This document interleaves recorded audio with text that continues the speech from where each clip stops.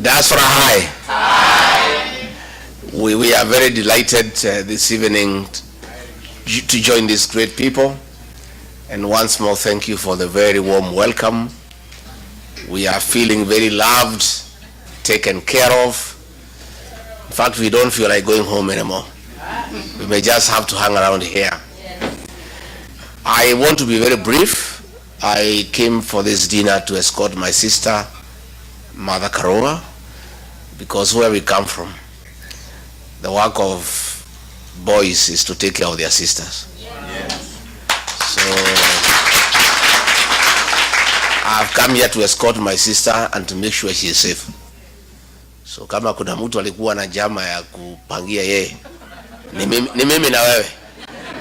So our sister Mother Karua, thank you for asking us to accompany you here to come and talk to these people about business opportunities, about their lives here, and how we can engage back home so that we improve the lives of our people.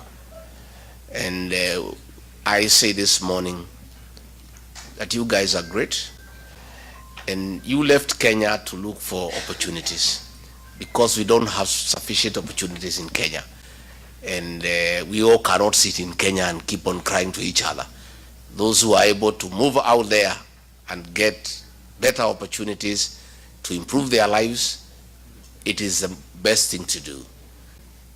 It is my position that the Diaspora Brigade is a very important component of our country's development and economic growth.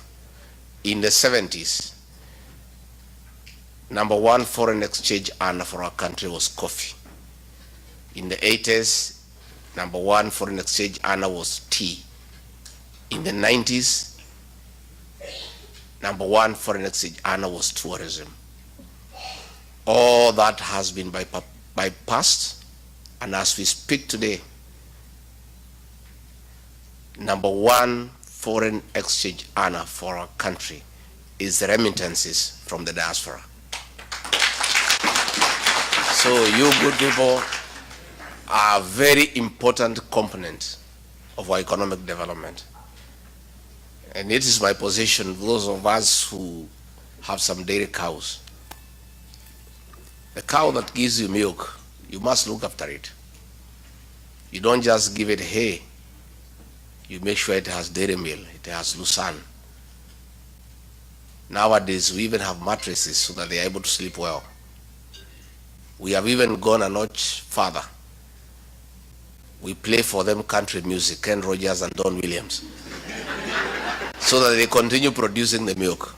You don't shout at the cow, it will refuse to give you milk. So any serious leader, any serious government must take care of number one foreign exchange earner in our country, the Diaspora Brigade. So we are looking for a very serious partnership with diaspora so that we can grow our country. I know that you are feeling the weight of the high cost of living in Kenya, even as you are here, because I'm aware sufficiently that you take care of families back home. And therefore you know that the shopping you used to do with 10,000 3 years ago, now you need 30,000. So isn't it true? So in fact, forget about what people at the Treasury say about economic growth. Oh, we have 5.6% economic growth. Oh, the rate of inflation has gone down by 4%. If you want to know whether there is economic growth in Kenya or economic decline, talk to the diaspora people, they'll tell you. They only need to know how much they are spending as opposed to how much they were spending 3 years ago. And then they know that the economy is on decline. So we have a challenge as a country to get our country back on economic recovery and to restore our civil liberties.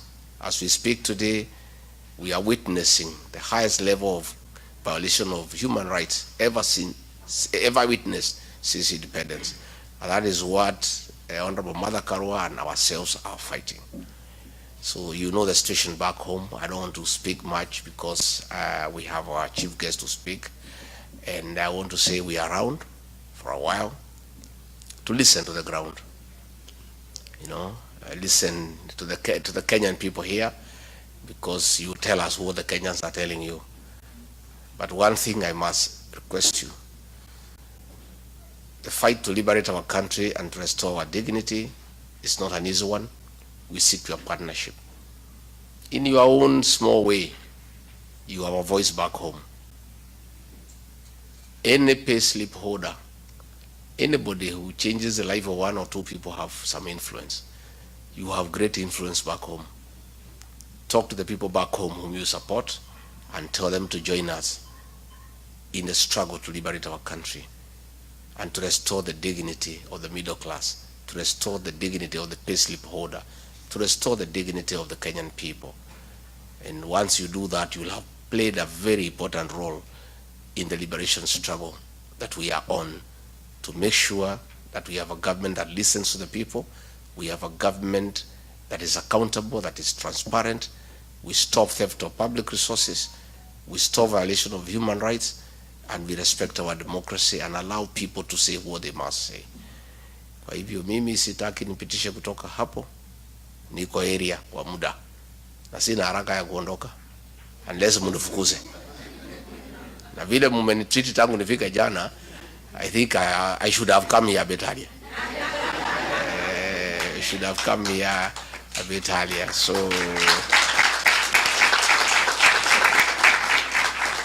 tumeshukuru sana na bebetofu tuka rehemu hai wa Kenya huko.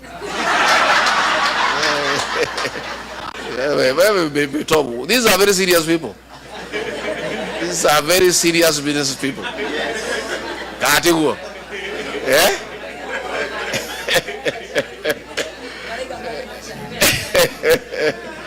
And of course, our great son Samido has also been around here. He's a great guy. We really love his music. And you know, the other day they were trying to coerce these musicians to go and sing for them and lie to the people of Kenya that Shah is working. And I told them, you musicians, that is not your work. Your work is to sing for us so that we can sleep well. Yeah? Your work is to entertain us when we are relaxing, trying to struggle with what Kasongo has taken us through. So there is no you can be with the Kasongo and then you are coming to sing to the same people who are frustrated by Kasongo, isn't it? And these musicians, especially those from our region, 90% of their songs, and that is why we like them, are about love and relationships. Stick to that agenda. It's a good agenda. Sindio? It's about love, courtship, broken marriages, the normal things of life. As long as our artists stick to their script to sing for us the songs that we know, then they are on the right track. But we don't need musicians to come and tell us that the roads are being constructed. We can see them or not, isn't it? Do you need a musician to tell you Shah is not working? I mean, so I think Kasongo and Soprano had gotten it wrong. You know, because they have, you know, wamejaribu kutudanganya, wameona hatusikii, wanasema watafute akina Samido watudanganye. So Samido usiangukie hiyo mtego. Kenyans are too smart to be cheated by anybody. And even musicians cannot cheat them. Wamepita hiyo kiwango. So nyinyi mtuimbie mambo ya mapenzi. Na vile tutaishi pamoja, si ndio? Si ndio?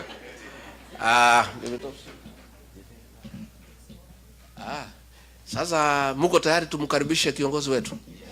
Yeah? You know, when I looked at the way things are going in Kenya and the struggle that we are having with Kasongo, I thought that I needed to go and look for my sister, because she has been at it for a longer time than all of us. You know, she has really fought for the liberation of our country for many years. And I went looking for her. I went to her house in Kirinyaga and said, my sister, I've come. This battle is not easy. we need all of us to be together. And she was very, very, very receptive. She was very loving. She listened to me and said, my brother, let's walk this journey together. So when I was told she's coming here in Seattle for this dinner, I said, I cannot allow her to be alone. I said, I cannot let her to be alone. Yeah.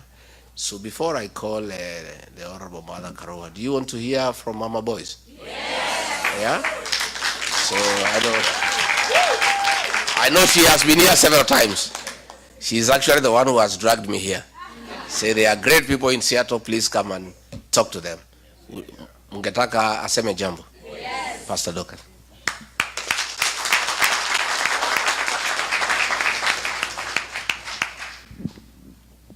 Good evening. Bwana asifiwe. Thank you very much, People's Deputy President, our bigger sister, and our friend, Honorable Mother Karoa, and the committee that has prepared this place, Baby Top, and our son, Samido. I believe that tonight is going to be a good night, and because we don't want to take very long, he has already spoken, and our sister is about to speak for the purposes of saving time. I just want to greet my boys who are here as Mama Boys. How are you? Are these women treating you right? If they are don't worry. We are going to have a talk. And I'm sure they are going to treat you right. And you know, mothers are very important. When you see women, you see the future because they give birth to all of us. And therefore, they ought to be respected and honored. And women, when we give birth, we must respect and honor and make sure that every one of us has equal opportunity. And when you see these men, they are the seed carriers, just take care of them. It is a mother speaking. God bless you.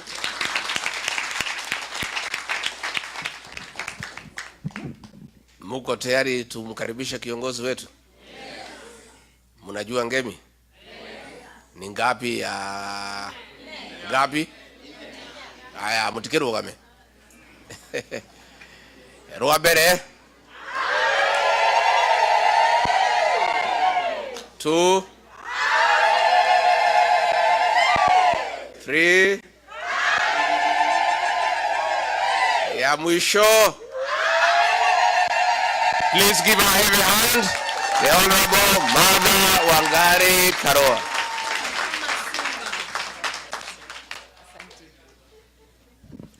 Hamjambo nyote. Tuketi tafadhali. Ndugu yangu, the second Deputy President of the Republic of Kenya, His Excellency Rigathi Gachagua, Pastor Dorcas, and all protocols that have been established before I came to the podium. Na wananchi watukufu, hamjambo tena. Ni furaha yangu kuwa nanyi siku ya leo, na nimekaribishwa vizuri kama vile mlikaribisha ndugu yangu. It's a rare opportunity that the two of us are here sharing a podium. We want to thank you very much, the organizers, for inviting us to this occasion and for enabling us to engage with you. Na nitaanza na kastori kidogo. I was called to politics by times like this.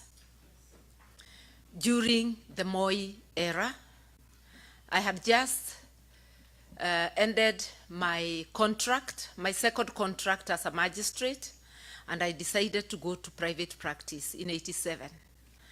And the KANU regime was trying to encroach on the law society. As a young lawyer, together with other young lawyers, we started a movement of resisting being taken over by KANU. Ilikuwa imemeza maendeleo ya wanawake. The name had changed to KANU, maendeleo ya wanawake.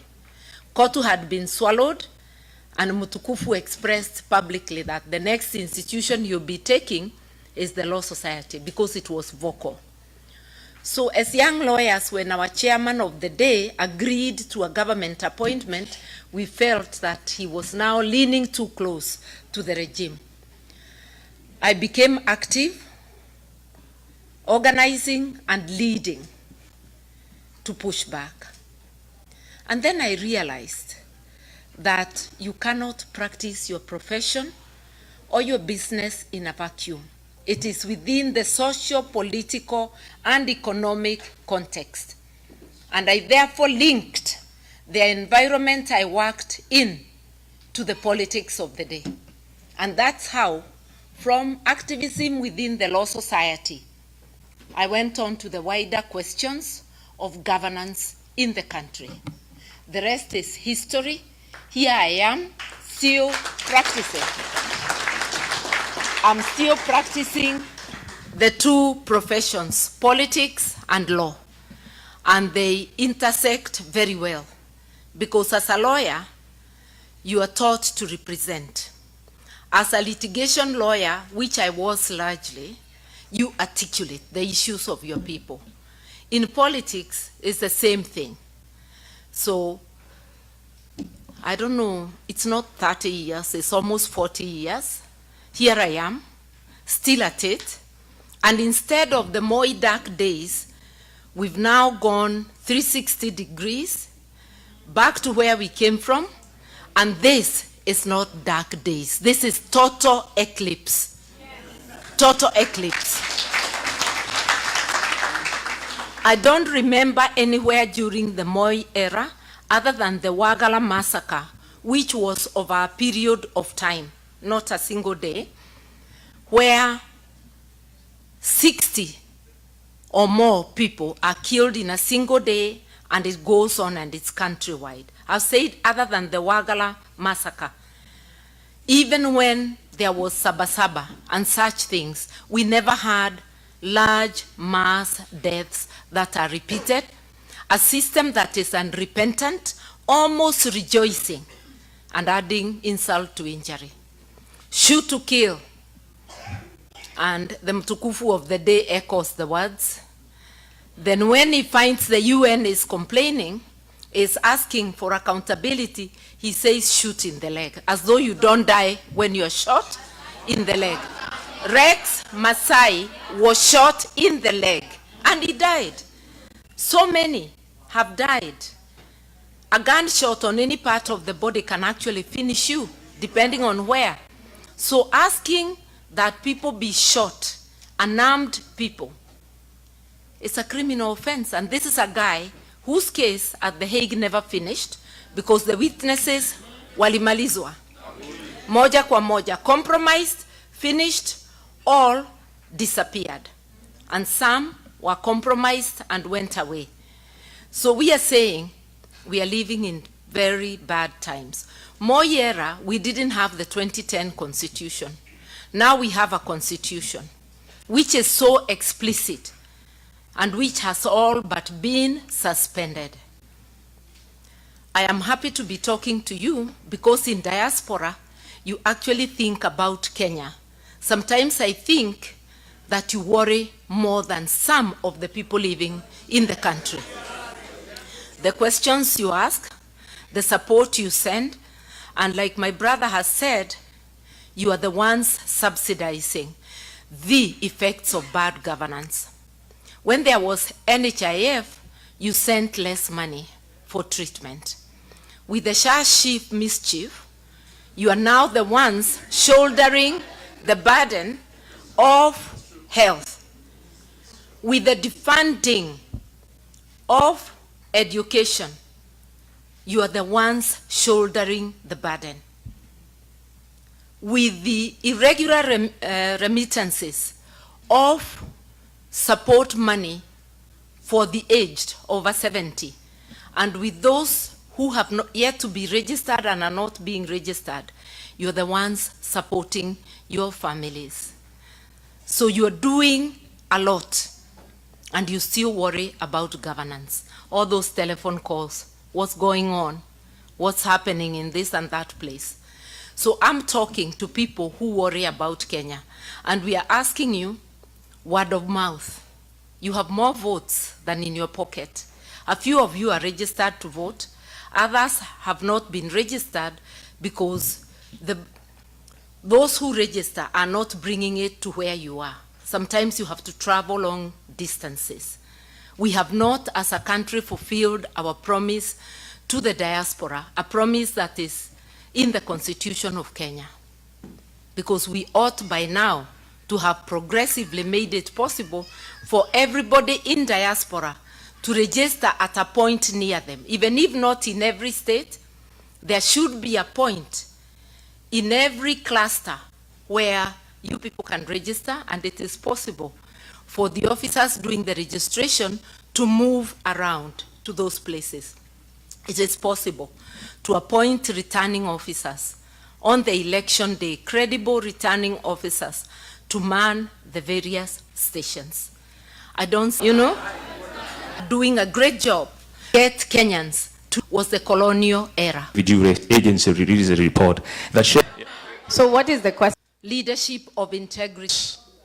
The irreducible minimum to work with KK government for the sake of the country.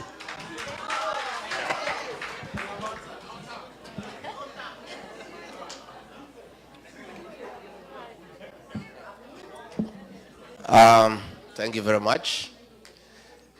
We have had that line of thoughts, Raila Odinga. We're asking the people of Kenya, do you want me and to go and sit down with somebody who has killed our young children? What we are saying is, it's not possible to have any dialogue with William Ruto because the guy is a pathological liar. We are actually even having doubts. We are having doubts whether his real name is William Ruto. So, and let me say this. That line of thinking about dialogue is being brought by Raila. Raila is totally irrelevant in the Kenyan political discourse because every election cycle, he loses, he finds his way into government. He wants to be in government, but he doesn't want responsibility. Yeah? He is there, but somebody else takes the flak. Right now, he finds things are too hot for William Ruto. He is trying to distance himself. But if he was a patriotic Kenyan and he meant well for our country, he would disengage from Kasongo. But he is talking when his mouth is full. You know?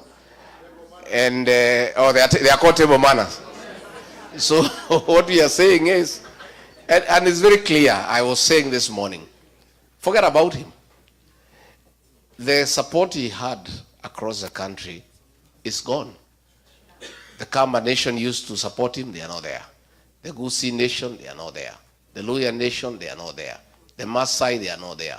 The Mombasa, they are not there. Again, the Gen Z who are going to determine the next election do not want to hear his name because he betrayed them, and on their blood, he negotiated his way into government. The payslip holders who are suffering because of excessive taxation and bad governance don't want anything to do with him because he is supporting the government that is really, really humiliating them and making life impossible for them. So we are saying the dialogue that we need is in the ballot box in 2027. That's where we need to sort out this question once and for all. And I think it's good. We cannot keep on having situations and people talk.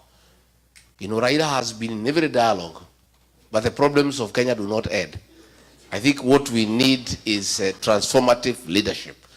And I think it is time we just persevere for 2 years and sort out this matter once and for all.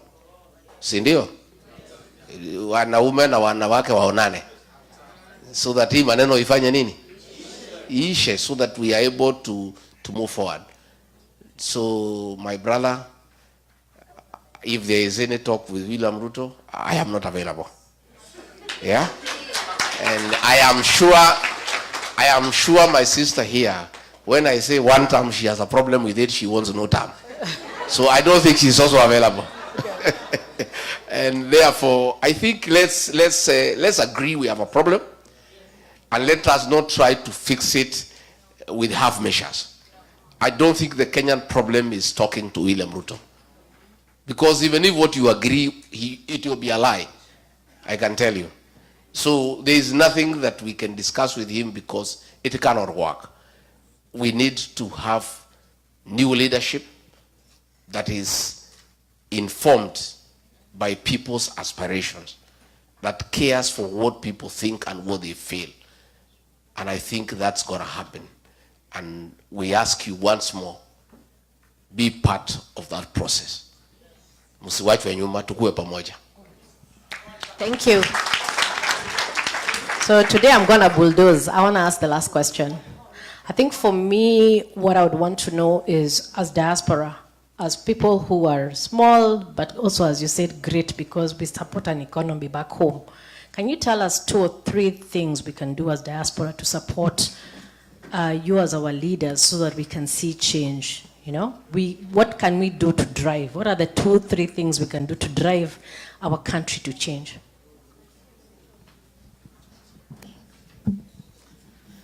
We said be part of the political movement in Kenya, contribute to policies, contribute to mobilizing the people through word of mouth, and contribute to building the political parties through cash donations. However small, haba na haba, hujaza kibaba. When it's done by a majority, it's easy, it's painless. And that is the culture we want to build back home. We have started it, but you will help us a great deal by reinforcing it, word of mouth. And any other way you think you can support, please support. But whatever party you join, please be active by sending in your ideas on things that come up. We do not seek to lead because we have a monopoly of ideas. We lead better when we involve more people and use all the human resources available. Karibuni sana, ni nchi yetu, tushikamane, tufanye together. Unite, liberate. Thank you, Tumpigie Iron Lady Makofi. Yeah, I'm just standing here. My name's Bishop Alex Mutua, and I'm also the chairman of the Kamba community here in Washington. Yeah, hi cousins. I'm just standing here for one thing, just to give vote of